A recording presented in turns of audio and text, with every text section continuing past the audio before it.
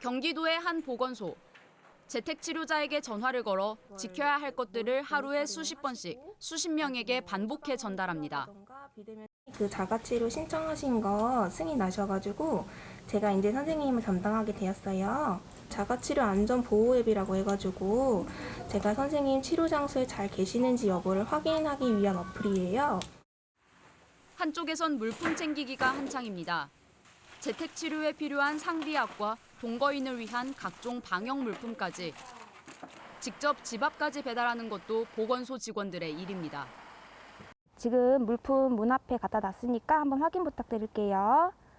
네, 감사합니다. 사실 이 직원들은 보건소에 있는 치매안심센터 직원들입니다. 지역의 치매 환자들을 돌보던 이곳은 코로나19로 제 기능을 뒤로 한 채 모든 직원들이 재택치료자들을 관리하고 있습니다. 감염병 관리과 인력만으로는 인력이 좀 많이 부족한 상황이라 앞으로 위드 코로나가 상황이 되면 지금 현재 인력으로는 조금 부족하지 않을까 하는 생각. 환자 이제 분류 업무라던가 환자를 지원하는 모든 업무에 이제 직원들의 손이 필요한데 보건소와 협력해 재택치료자들을 진료하는 병원 사정도 크게 다르지 않습니다.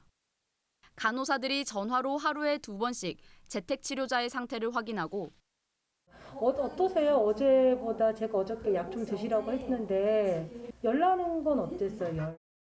네. 좀 더 관찰이 필요한 환자들은 의사가 직접 화상으로 살핍니다. 에네코프도 증상을 완화시키기 위한 그런 약들은 저희들이 이제 처방을 해서 보내드릴 거예요. 먹는 걸 잘 드셔야 돼요. 수분 섭취 많이 하시고. 이렇게 지난달부터 의사 3명과 간호사 5명이 매일 130명가량의 재택치료자를 돌보고 있습니다. 부끄러운 얘기인데 간호사 선생님들이 일을 하시는데 하루도 안 쉬고 지금 3주 동안 24시간 계속 근무했습니다. 솔직히 말씀드리면 너무 급하게 준비해서 그런 게 더 크죠. 미리 전달이 돼서 저희가 준비했다 그러면 지금보다 훨씬 더 이제 갖춰놓고 시작을 했을 텐데 기존의 이제 환자들도 보면서 코로나 환자들도 같이 봐야 되는 사실 입장이기 때문에 보건소와 병원 모두 문제라고 지적한 건 재택치료 준비 시점입니다. 심지어 재택치료 시범 사업을 실시했던 경기도인데도 인력이 제대로 마련되지 않을 만큼 준비 기간이 짧았다는 겁니다. 시범 사업의 책임자였던 경기도의료원 안성병원 임승관 원장도 정부가 준비를 마치지 않은 채 일정부터 발표했다고 꼬집었습니다. 한 달 정도의 시간이 충분한 기간이 아닌데 전국 사업을 하기에는 위드 코로나 일정을 발표했어요. 11월 1일이라고. 준비 시간이 많이 필요한데 마감 시간이 정해져 있는 것 같은 일이죠. 그러니까 준비를 제대로 할 수 없죠.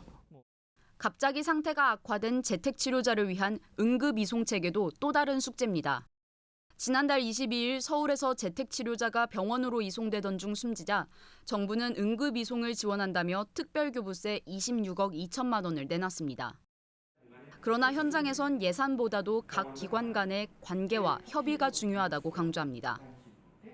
새벽 3시에 여기 있는 의료진은 환자를 빨리 병원으로 보내고 싶은 판단을 할 수도 있고 하지만 이송을 담당하는 행위자와 병상에서 환자를 맞아야 될 의료인 행위자들은 새벽 3시나 시간에 움직이고 싶지 않을 것이고 이런 여러 가지의 이해관계가 상충하는 가운데 이걸 네트워킹 해내야 되는 일이거든요.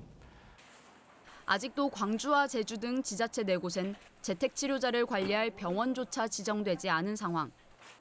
재택치료가 제대로 이루어져 확진자 관리와 병상 확보에 문제가 없도록 고삐를 조여야 할 시점입니다. TBS 백창은입니다.